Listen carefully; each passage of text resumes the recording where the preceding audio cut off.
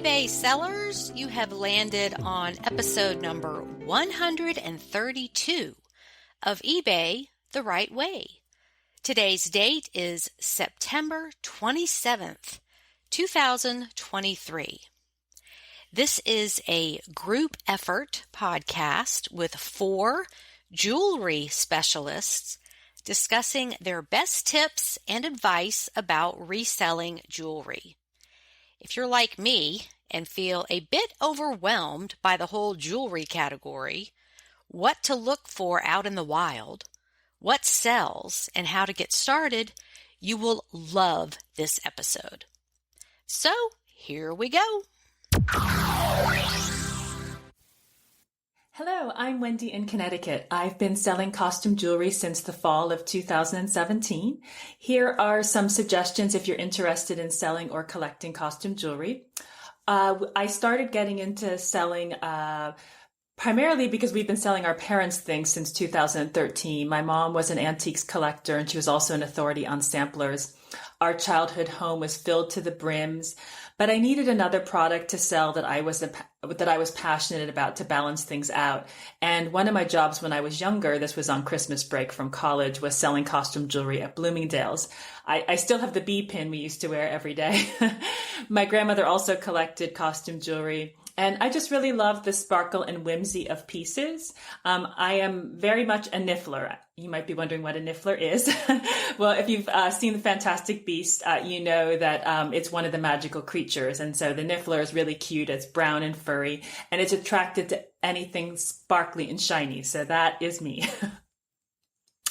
So the type of jewelry I specialize in is primarily costume jewelry and silver. I am interested in selling gold and fine jewelry, but there is a learning curve for fine jewelry. I do sell scarves and accessories as well. I mainly buy signed pieces, but there are many unsigned pieces that are beautiful and can be worth quite a bit of money and are made by well-known designers of the day. There are so many costume jewelry designers, both past and present, that it is an ongoing learning process. And I think that is the case for anything you're interested in. One is always a student. As far as what sells best for me, I find as a jewelry seller, you find what works best for you. There are contemporary companies like Banana Republic who have nice jewelry, but it doesn't sell well for me. It just sits. Obviously, if you price it low enough, it'll go, but it might sell well for another seller. Another brand like Cheryl, they've been making jewelry for a long time. They make lovely pieces, but I don't know. I've bought their stuff. I think it's beautiful. It just doesn't move for me. So I personally just pick things I really love and resonate with. Some of my favorite designers are Kenneth J. Lane, Goldette, Florenza, Joan Rivers, MMA, which is the Metropolitan Museum of Art, and there's other museum replica pieces as well. I do think J. Crew makes very quality contemporary costume jewelry. I've been quite impressed by the construction and design of many of their pieces, and I think 10 to 20 years from now will become collectible. Of course, I'd love to just find the high-end designers like Chanel, YSL, Lagerfeld, Dior, Gucci, Coach, Hermes, etc. So what exactly do I look for as far as brands? Well, as a seller, you develop an eye for your specialty. So things I bought years ago, I might not buy today. I'm always refining my taste. I tend to buy signed pieces, but there are many wonderful unsigned pieces. So don't limit yourself. Marks can be very small. So bring a loupe or magnifying glass with you. I actually tend to take off my glasses a lot to look at marks up close. As far as what I look for, it really comes down to the design and quality.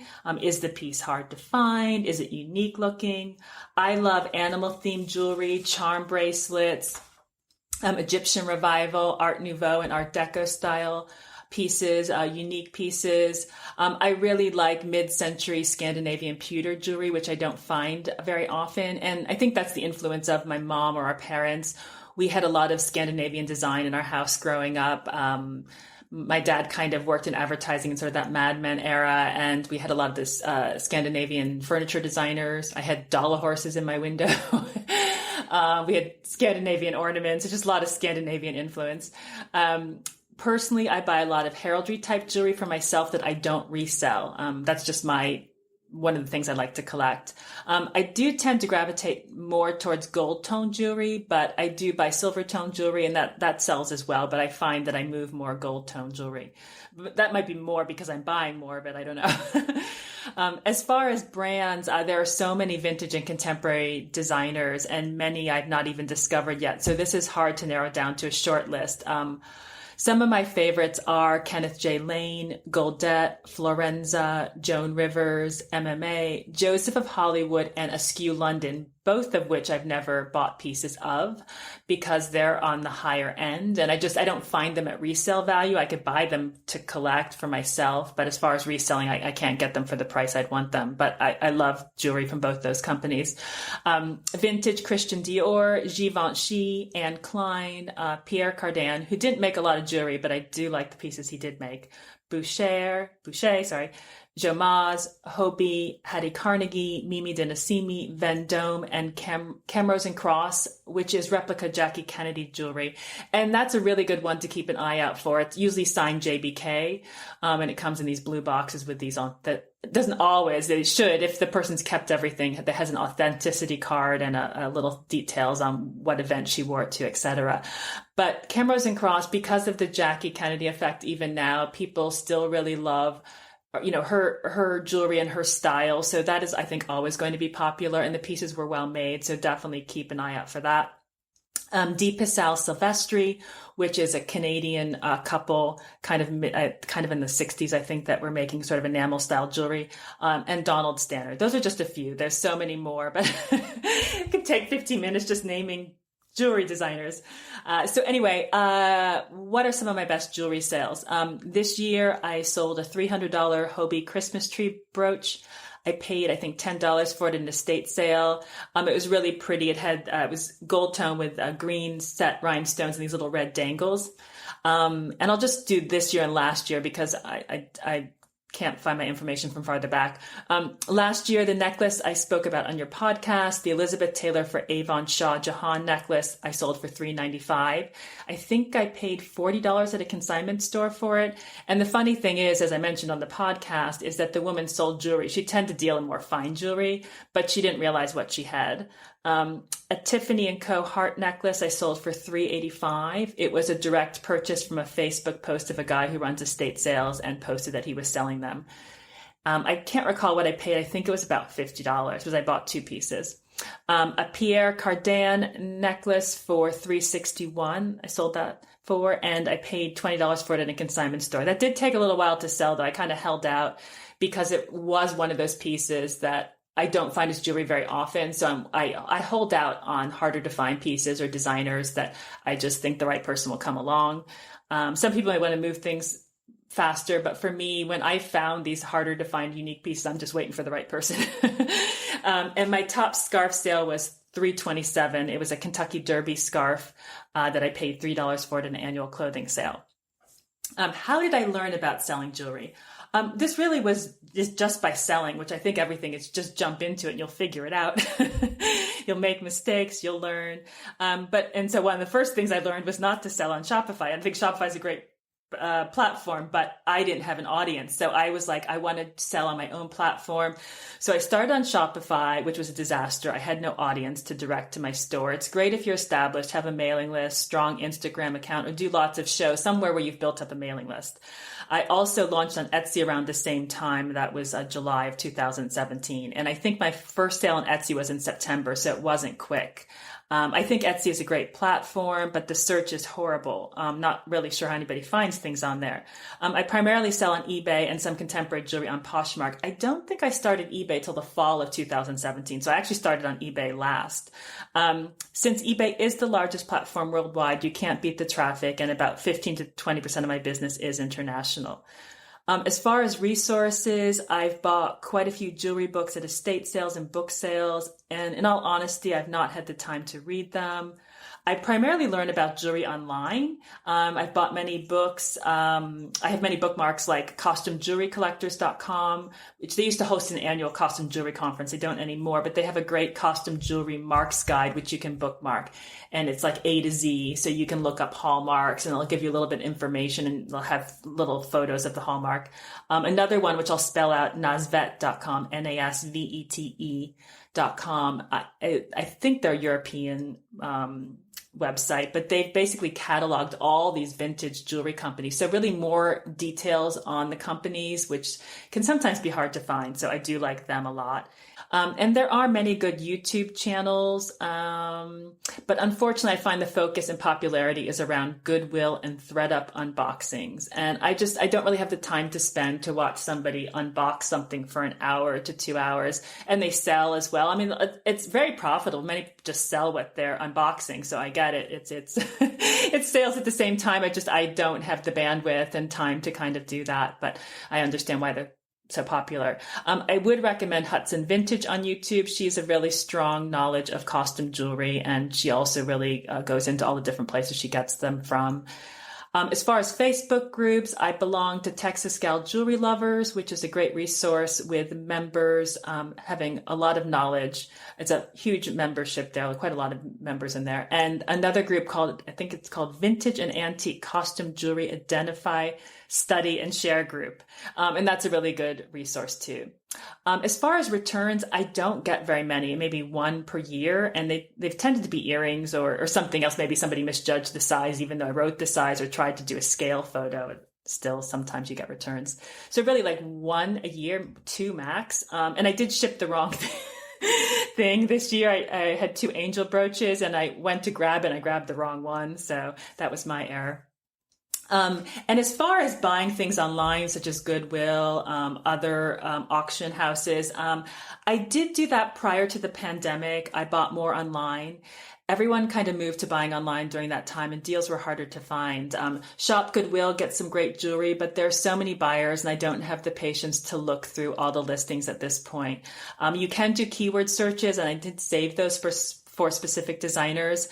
There is another platform called Auction Ninja, which was actually started here by an auction house in Connecticut, but it is expanded to sellers across the US. So it may be in maybe 10 to 20 states. So you may want to check that out and see if there's any sales near you. I used to buy quite a bit on there, but it's no longer a secret, and prices have gotten too high really for resale. I did find 2 amazing lots, though, local auctions, and one did happen to be on Auction Ninja prior to the pandemic. The lot was not photographed well, so that was in my best interest, and did not have a very good description. So it's really a matter of zooming in on the photos, fuzzy photos, and figuring it out. I think I paid around $40 to $50. It had an 18-karat gold brooch and some other nicer jewelry pieces. I made over $1,000 on sales from that. And there's another lot of vintage jewelry I bought several years ago. It was all mint condition, new old stock. So like mint Monet Trifari looked like it just came out of the store. So it was all very clean energy, not something that had been in somebody's house. It looked like it just been, came out of a box somewhere. I think I paid around $125 or so and made over $1,000 in sales. And as far as final thoughts, I do want to mention that I primarily buy in person now. There is no shortage of jewelry in this area, and I prefer to see pieces in person to see the condition. I still buy things that are missing stones even in person, but it's much easier to see if a piece is damaged or if there's some other issue with it. But I still make mistakes in person, so it's not foolproof. But my preference is to buy in person. So really, based on your location and access to jewelry, you have to decide what works best for you. Is that buying online? Is that going to estate sales and thrift stores? Or is it a combination? And ultimately, for me, it's also about establishing relationships. I am nice to everyone. I never ask for a discount, which may sound surprising. But I think because we've been on both sides of the fence, we have sold our parents things, we've hosted our own estate sales. You really have to make things fair for resellers, but at the same time, resellers can't expect to get everything for nothing. People come to our estate sales that just want stuff for themselves. They're not reselling it. And so one of my best jewelry hauls came because I was pre-invited to an estate sale. He liked that my sister and I don't haggle, that we were easy to work for. So he reached out to us, and I just got the most amazing jewelry. So that'll be my final words of wisdom there. And so thank you. I hope you enjoyed this interview and were able to get some information and beneficial points from it. Thanks. Bye. We'll be back after a quick break. Hi, I'm Alex Brayshaw. Join me as I celebrate the positive impact of business and what drives the people behind it. It's a chance to hear from business leaders, emerging sectors and industry influencers about their unfinished business in just 25 minutes.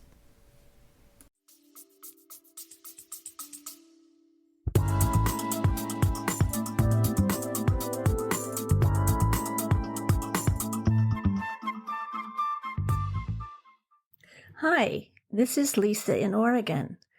I started selling on eBay in 1997 when eBay was still fairly new. I began as a buyer and pretty quickly realized that I could parlay my love of vintage items and antique sales and garage sales into supplementing my regular job income. I was a single mom at the time and had just bought my first desktop computer with a dial-up modem, so it was very slow, and eBay servers were very unreliable. They went down frequently. This was a time when eBay only did auction format. So if buyers really wanted something, they took a chance if they tried to place their bids at the last minute. They pretty much had to bid earlier. There were no sniping services either. And auctions were consequently a lot more lucrative then. I remember the very first time I sold something on eBay, I had taken it out of a local auction box lot, a vintage men's tie clip with a domed glass bubble and a fishing fly inside. I must have checked that listing multiple times a day, and it finally sold for around $12, which wasn't a huge sale, but it was enough to get me hooked, so to speak, especially when I realized that a few of these sales could cover a grocery run or a utility bill. I initially tried selling different items, but I just didn't have the space or the time or energy to be storing and shipping great big items, so I settled on jewelry as being the most practical. And it didn't take me long to really develop an appreciation for the construction and the craftsmanship and the artistry of vintage items. I was able to get quite a few things from the local auction house. At the time, there was a lady that was trying to sell off a huge family collection, and she was consigning things bit by bit to this auction house, including a lot of vintage plastics like Bakelite and celluloid. And I made my share of mistakes. I was pretty naive, and when I bid on things, I didn't realize that there were members in the audience shill bidding against me. It took me a while to figure that one out, but once I did and I got a little smarter, this lady eventually approached me privately after the auction, and she and I agreed to work together, so I was able to do more consignment work directly with her, and that gave me an opportunity to start learning about different jewelry. I did get some returns in the beginning, almost always due to my not knowing how to properly describe something and correctly date something. So I decided that the best thing to do was try to educate myself. I signed up for an email group called Jewel Collect. This was before social media, so it was all email-based. And I also bought a lot of costume jewelry identification and reference books. I've always considered the money spent on educational materials to be a good investment. Knowledge is golden. The books helped me learn the ropes. They taught me the nomenclature for how to describe something, what to look for in terms of quality and style. There were collectible, unsigned designer pieces. Costume jewelry was often sold like with a tag as the only designer identification. So you went to the department store, you bought this beautiful designer piece, and you went home and you take off the tag. So years later, it might be hard to identify who made that piece unless you happen to know the design characteristics. And it used to be that a lot of costume jewelry dealers would look for the big names, the high-end names like Eisenberg, Trifari, Miriam Haskell. But even lower end everyday jewelry such as Sarah Coventry, Avon, and Napier has also found a following. And in recent years, costume jewelry, especially some of the beautifully constructed art glass and rhinestone brooches, have found a following in Asia. I'm getting a lot of buyers from Asia who have they learned to use the shipping services that are based in the U.S., so that makes the transactions a lot easier for all of us. But they've developed a real following. Over the years, a lot of identification and reference books have been published in every category imaginable. So you do need to be a bit discerning. There have been some misattributions of unmarked pieces in these books. Some books are just pictorials of the author's personal collection and no solid research really behind it. So if you find reference books that include their research, that could be vintage advertisements, pages from manufacturers, catalogs, design patent information, all of this is good background for providing provenance and identifying specifically what you have. Now, the other thing to really watch for is that there are a lot of knockoffs and mass-produced versions of designs out there.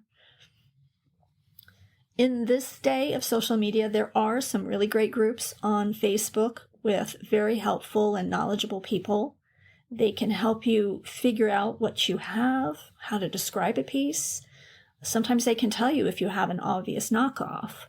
One really good group is called the Antique and Vintage Jewelry Detectives.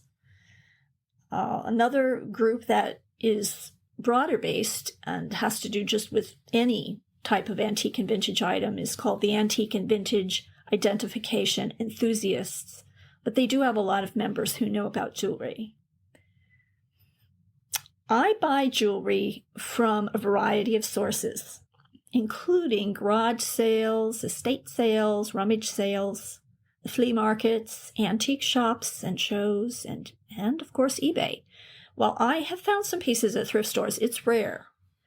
I seem to find pretty much new junk in the showcases, although you never know. I always look because you never know what there might be.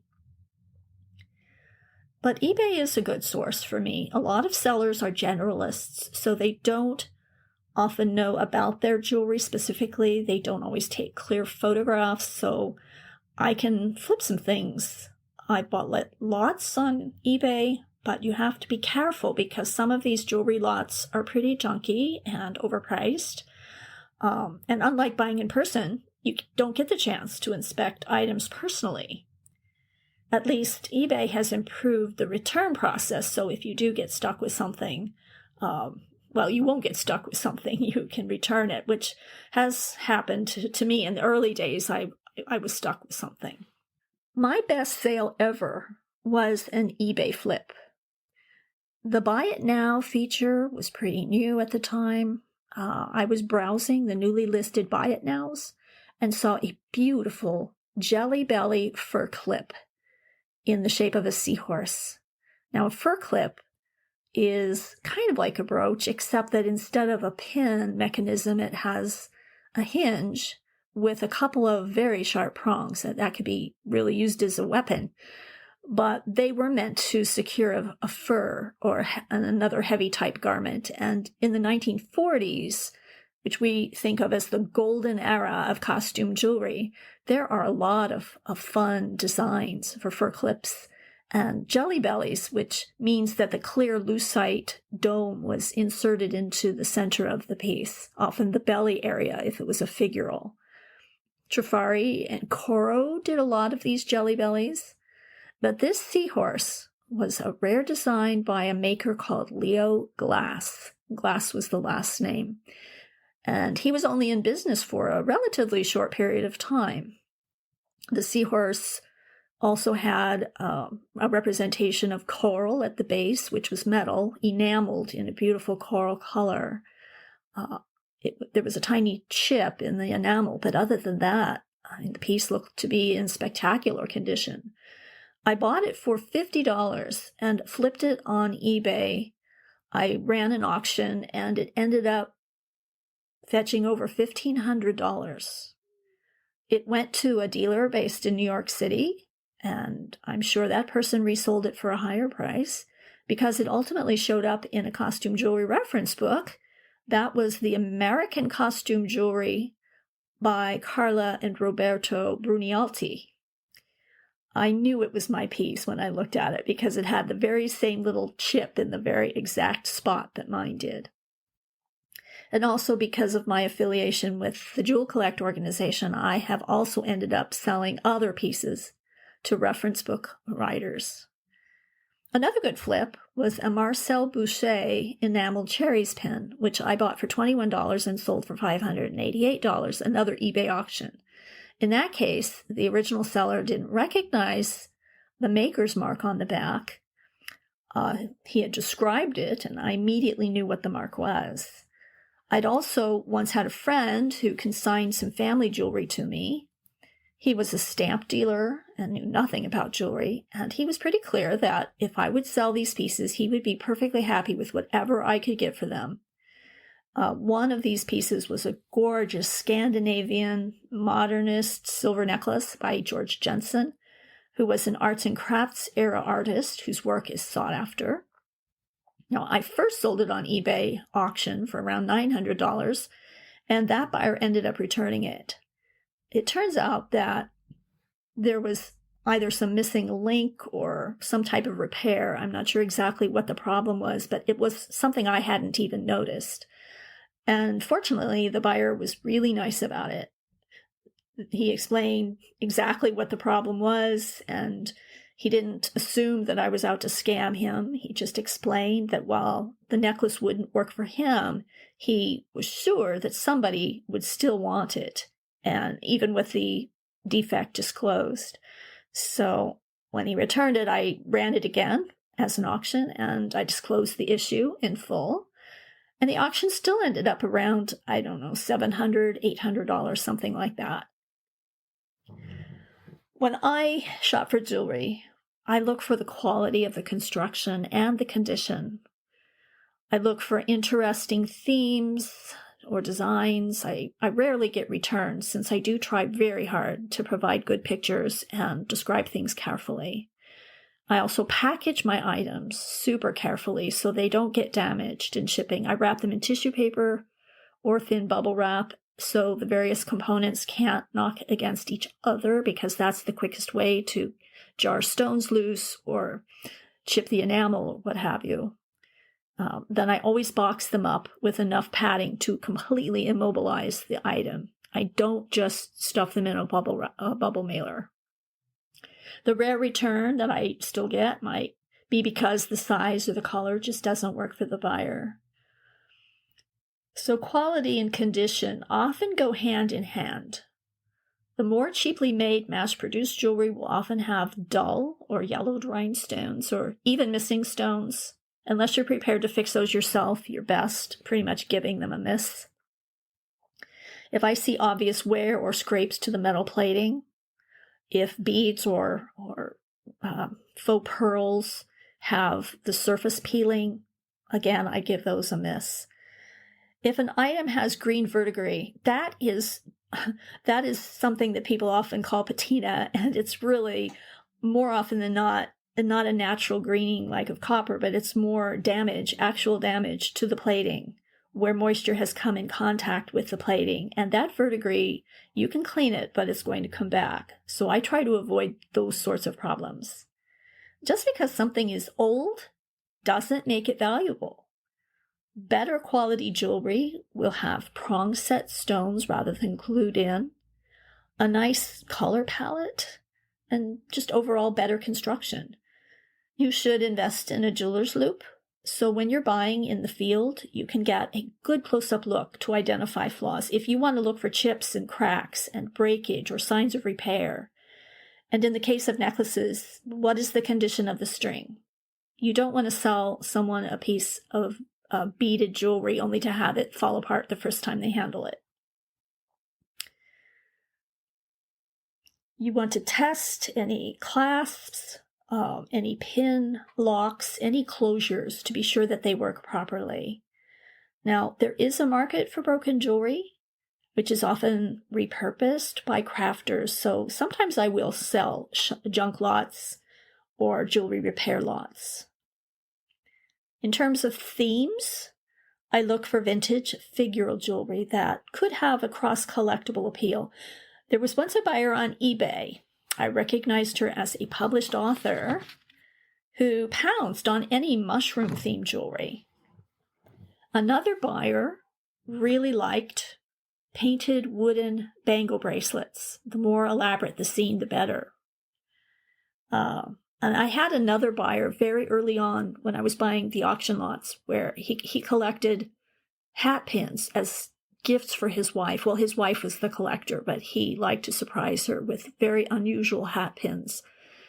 And we got to be correspondence, really, email back and forth. And he taught me how to look for true vintage hat pins as opposed to modern reproductions. And it was just fun to always find something great that he could add to his wife's collection. If I had to summarize some how-tos for selling jewelry, I would say shop for quality of construction and items in good condition. Buy what appeals to you. If something catches your eye and you just think it's super cute, chances are another buyer will feel the same way.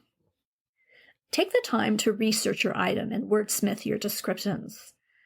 Be careful not to keyword spam. This is a common issue on eBay, but if you don't know the designer names, don't guess at them, because this is a violation and that can get your items taken down. Be careful not to rely too much on what you're told about an item by some third party, especially the person that you might buy it from, because their information isn't always correct. You want to examine each piece closely and disclose all flaws and repairs. Learn to take good photographs. This day and age, I think the smartphone really beats any digital camera I've ever had, especially when it comes to taking close-ups. And if you sell jewelry often enough, you'll want to invest in some display pieces. I have a ring holder, an earring holder that accommodates pierced and clip or screw-on earrings, a bracelet form. I also have a mannequin head that I can use for things like earrings and scarves and hats and necklaces. And, buyers sometimes do find it a bit off-putting if you display the jewelry in your own hand or on your hand, especially if your nails aren't manicured, or if you've got hangnails or something. That can be a real turn-off. Avoid that. Use your display pieces. Don't have cluttered backgrounds. Experiment with different colored backgrounds because different colors react differently to various jewelry metals. Some colors might do better with silver jewelry or gold jewelry. Don't have fabrics with hairs or particles on them because that close-up will magnify everything. And I have a lint roller that I use every time I photograph something on a piece of fabric. You want to experiment with lighting. There's plenty of guidance on Suzanne's site about various lighting devices you can create. Overall, the better your pictures, the better your jewelry will appeal to your prospective buyer. We'll be back after a quick break. Hello and welcome to Amigas Let's Talk, the show where we discuss life and business and everything in between. I am your host, Damaris Ramirez, and every week we will bring you stories and insights, hopefully to inspire you to think differently. My goal is that every woman lives her best life. So amiga, grab a cup of coffee or tea and let's talk. And package well. That's one of the biggest reasons for returns is broken jewelry and disappointed customers. The key is to just ensure that your jewelry parts can't jostle around or knock into each other, that they just can't move at all. And the time that you take to package well will pay off in the end. Thanks. Bye.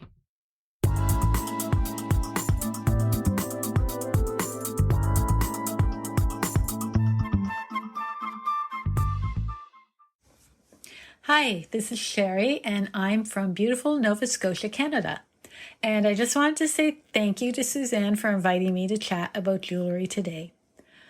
I would not really categorize myself as an experienced and extremely knowledgeable jewelry seller, but I will say I consider myself to be comfortable and confident in the jewelry that I post and the sales that I make.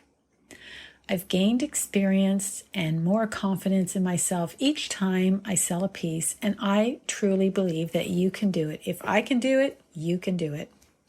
So I started selling jewelry on eBay. It was back in 2009, and it was actually the jewelry that I made myself. I had a jewelry making business, just costume jewelry, and I sold it to local gift shops across Canada. And I decided I wanted to expand and try to sell it on eBay, but sadly it did not sell very well on eBay. So like most sellers on eBay, I pivoted and I started selling other items.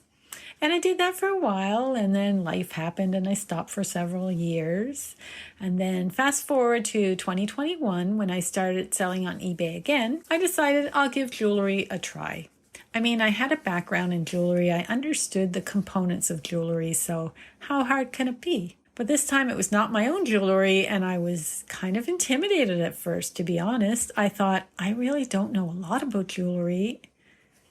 What if I don't describe it accurately? What if I undersell it and it's real gold, but I don't think it's real gold? But finally, I just decided, you know what? I'm just going to educate myself and I'm going to take the plunge. So that's what I did. I first started watching a lady named Sandra on YouTube. Her channel is called The Funky Pickle Thrifter. I learned so much about costume and fine jewelry.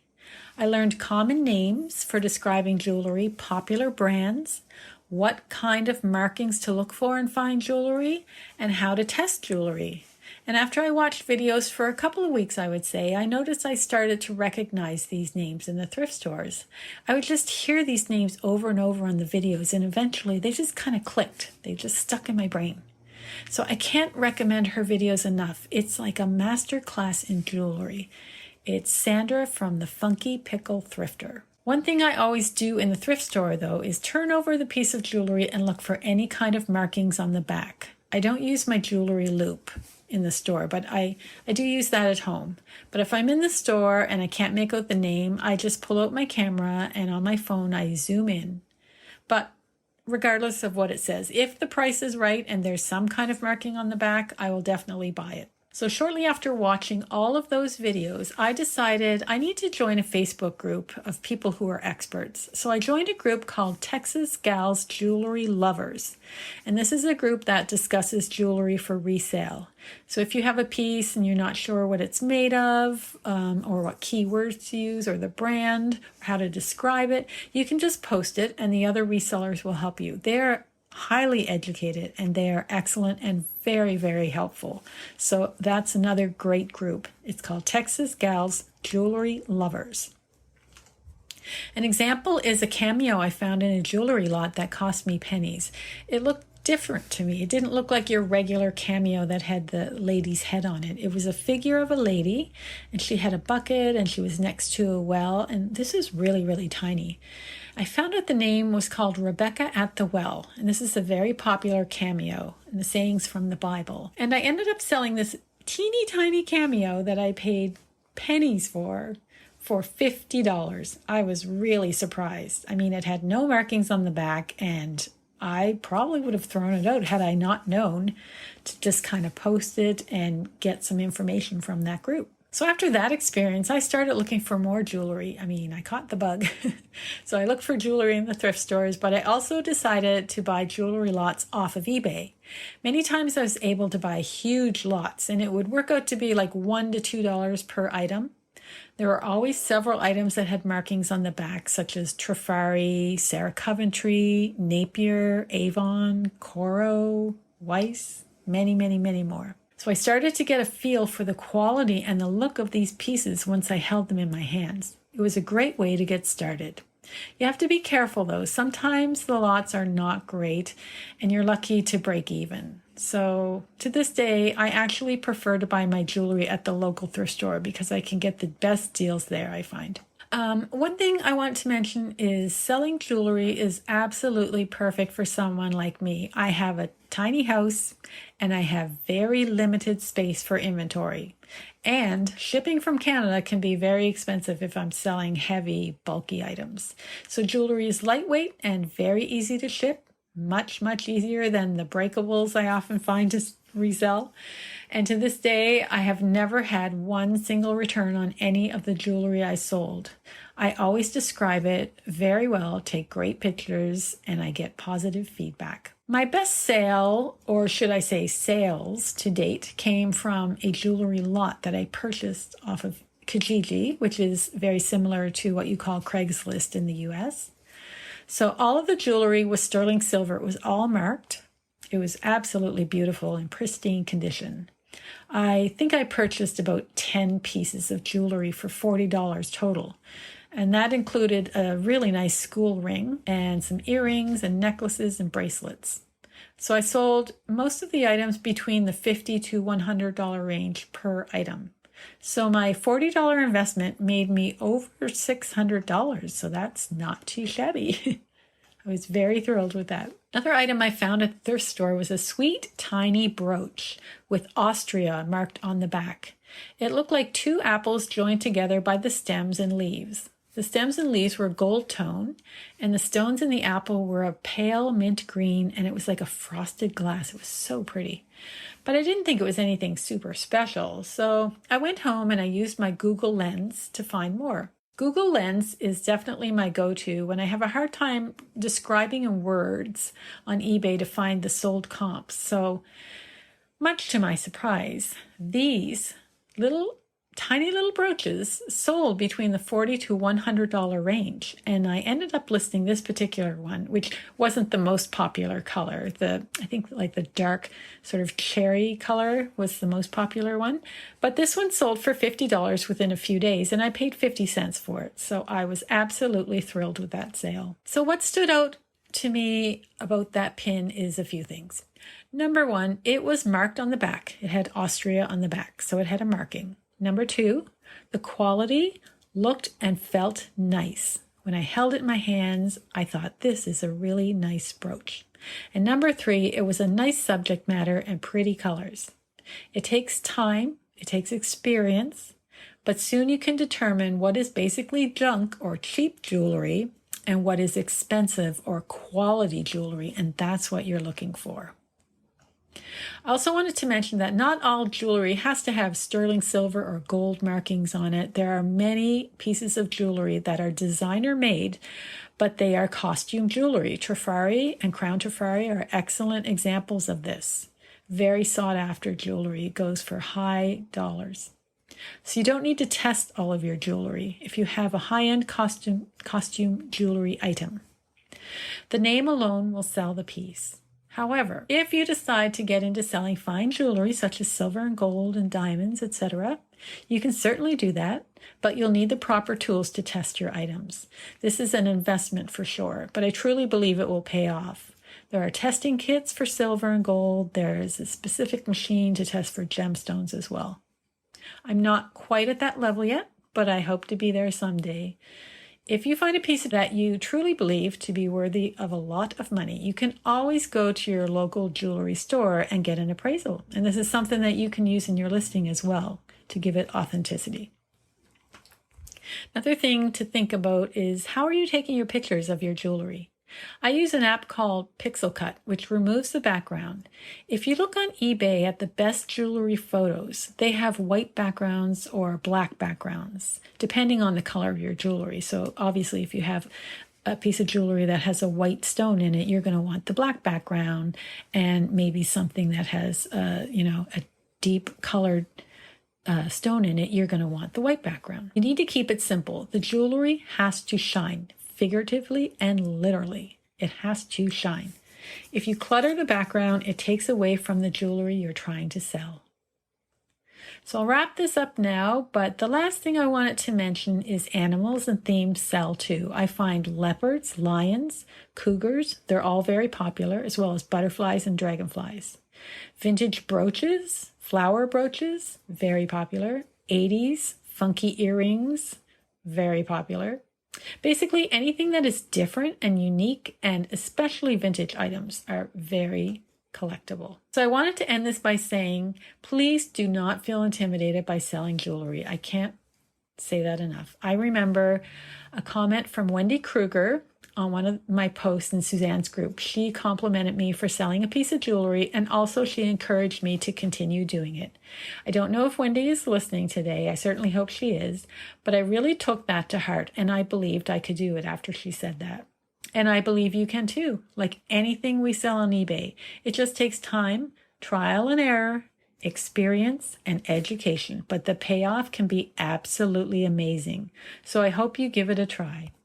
Bye for now.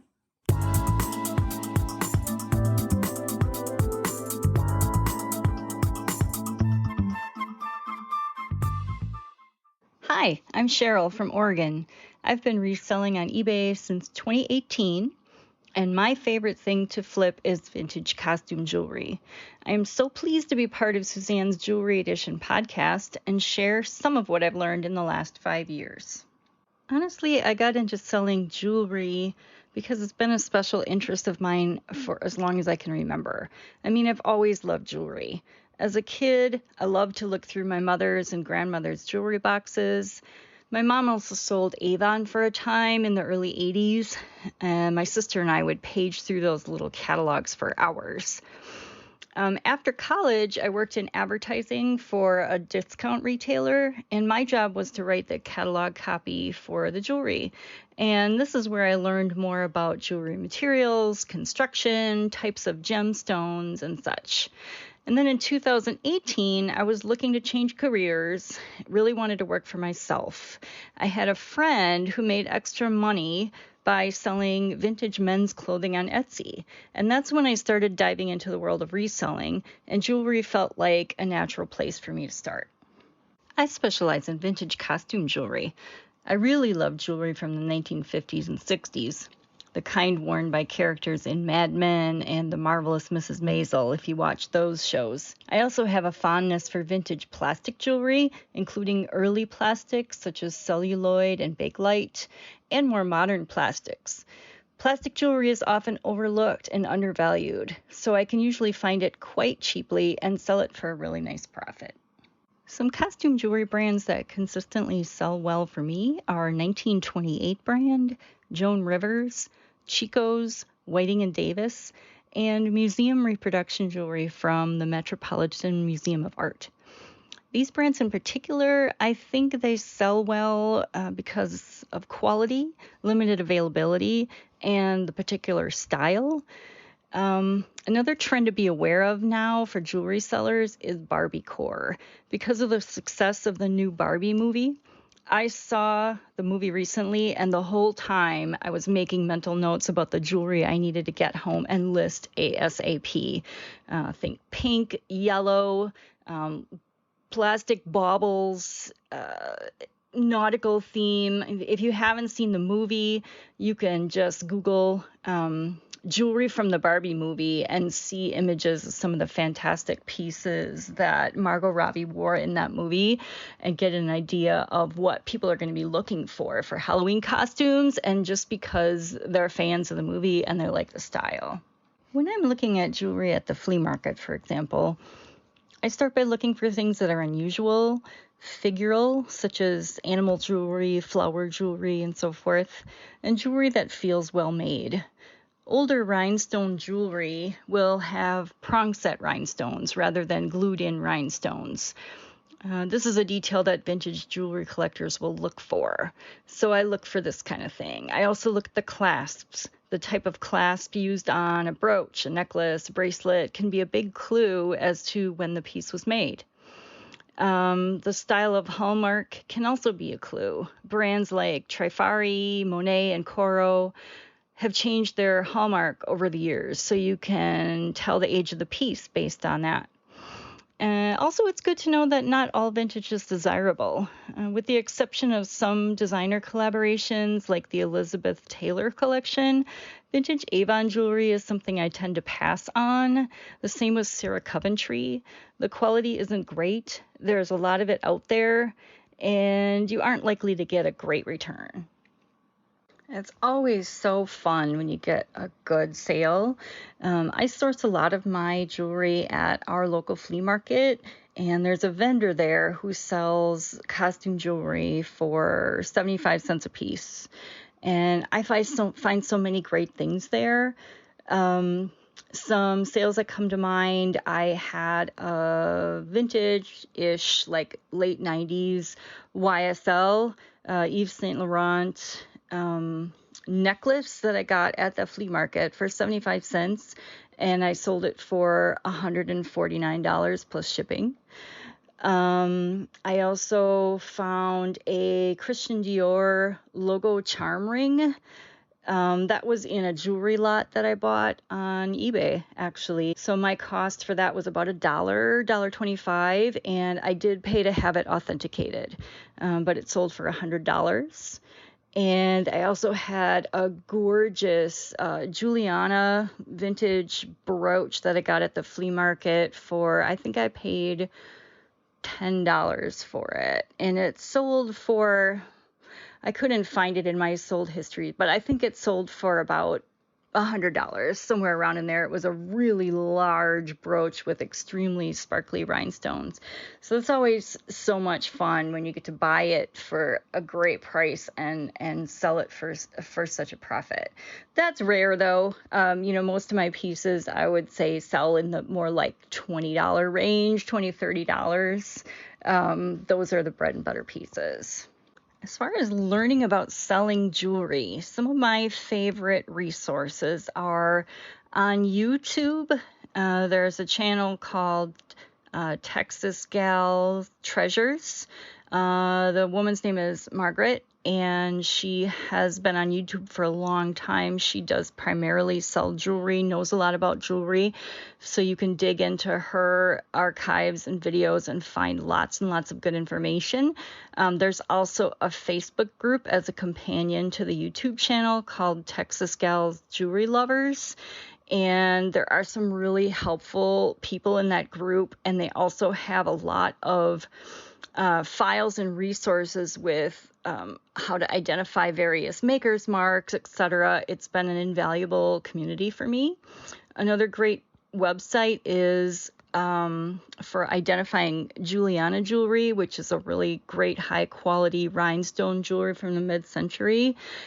Called isitjulianajewelry.com. They have a database of verified pieces because most of the jewelry from this maker is not signed. And costumejewelrycollectors.com is great for identifying hallmarks. And also there's a website called Justia, Justia, just a trademark search site. So sometimes you can just go there and type in something like, jewelry hallmark and put in like what you know about it, and it might come up and help you identify that maker. I use that one for more contemporary marks because I'm more versed in the vintage jewelry, and the newer stuff I'm not always as up on the makers. So those are some of my favorites. I agree that jewelry does tend to be a low return category. I think if you describe your item well and have good pictures, it should be a low return category. In the last 5 years, I think I've had maybe 2 things returned. One was because the buyer, the necklace fit her a little shorter than she wanted and she sent it back. And the other was something had broken in transit, and I was able to repair it and resell it. But those are the only ones that come to mind. But I think you do have to have clear pictures and give all the details. And there's a lot to learn in jewelry, so that can be intimidating. When I've personally had to return jewelry, it's because something was misrepresented. They maybe said it was silver when it wasn't, or it had stones and it was plastic. So you do want to make sure you know what you're selling if you're in the jewelry category. Buying lots, yes, I've done it. It can be very addicting. So I would say approach this with caution, especially if you're a newbie, because you can quickly become overwhelmed with tons and tons of jewelry that you don't know what to do with. I have had decent luck with shopgoodwill.com. Lately, it seems like the prices and the shipping have gotten so high that my cost per piece isn't really going to be that great of a deal. There's also another Goodwill site called goodwillbluebox.com, and they have 5-pound boxes of kind of a mix of broken jewelry and jewelry that's wearable, and they sell them. They go live on Fridays at a certain time, and they tend to sell out really quickly. So there's kind of a fun aspect of trying to get one.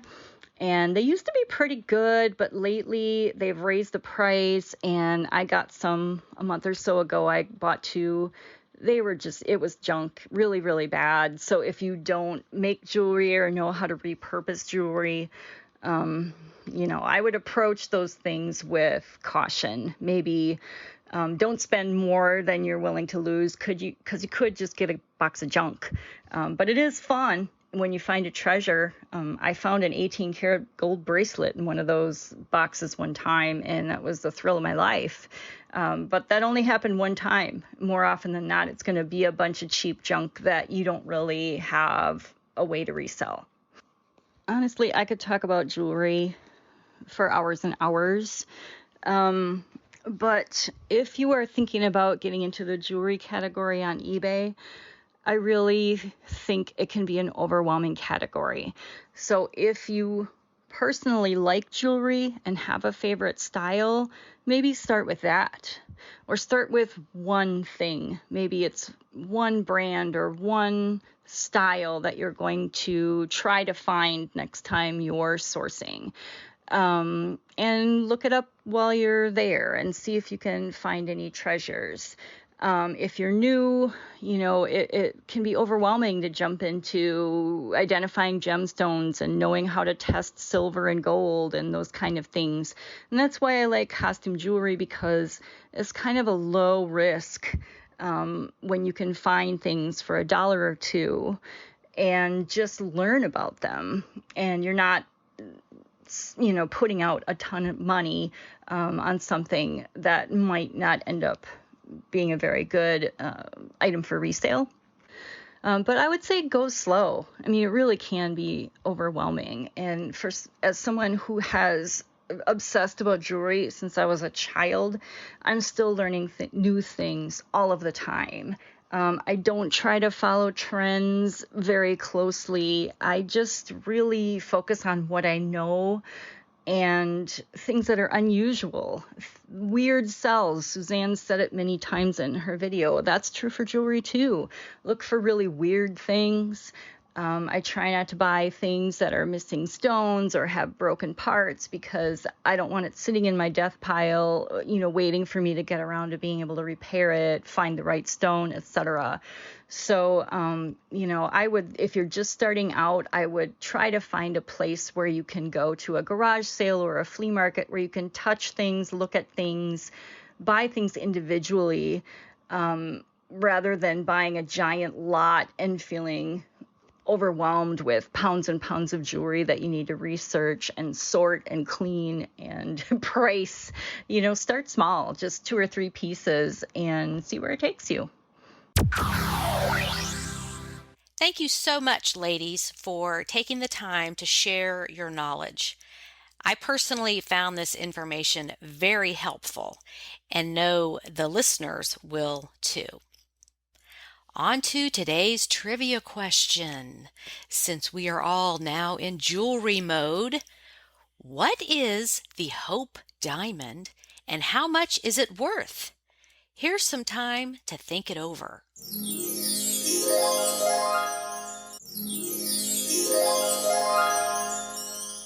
The Hope Diamond is a 45.52 carat diamond extracted in the 17th century from the Kollur mine in Guntur, India. It is blue in color due to trace amounts of boron. The Hope Diamond is thought to be cursed, as it was stolen from a Sita idol in India. The original thief was torn to pieces by dogs, and everyone else who has been involved with the diamond met horrible deaths and bad luck. The Hope Diamond is worth $350 million today and is displayed in the Natural History Museum of the Smithsonian. And I remember seeing it when I was on a field trip in the 7th grade, so like 1980. All of the safety patrols went on a field trip to Washington, D.C. We rode the Amtrak train from downtown Atlanta to D.C. and toured all kinds of things, and the Smithsonian was one of them. So yes, it's been a long time since I've been to the Smithsonian, but even at that age, I found it fascinating and did get to see the Hope Diamond in the glass case. So yes, delving back into some very distant memories there. All right, next week, my guest is Bethany, who has been an eBay friend and in my Facebook group since 2014. Bethany is a busy nurse, mom, military wife, and uses many helpful life hacks to get everything done. So make sure to tune in next week. And thank you, listeners, for returning to this podcast each week. I appreciate each and every one of you. Make it a great week on eBay, and I'll talk to you next time. Bye, everybody.